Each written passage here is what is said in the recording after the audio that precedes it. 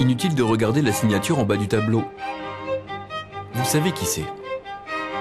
Peintre officiel de la cour d'Espagne au XVIIe siècle, Diego Velázquez fait l'objet d'une exposition exceptionnelle au Grand Palais à Paris. Velázquez, c'est simplement le plus grand peintre qui ait jamais existé, et ce n'est pas moi qui le dis, c'est Édouard Manet, quelqu'un qui s'y connaît un petit peu en peinture.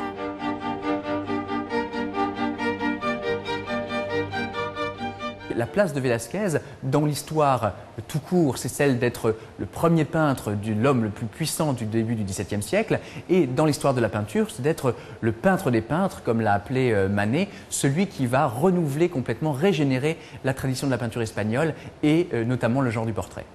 Il va rompre avec une tradition extrêmement froide, extrêmement sage, extrêmement ennuyeuse du portrait royal pour y mettre de la vie, pour y mettre du réel, pour y mettre du présent aussi.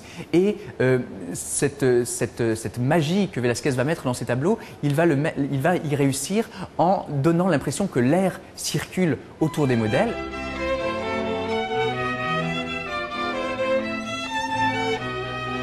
Si on a le sentiment que l'air circule dans ses toiles, c'est parce que Velázquez choisissait des fonds neutres. Toujours au service du sujet, toujours au bénéfice de celle ou de celui dont il exécutait le portrait. Comme ici, avec lui-même.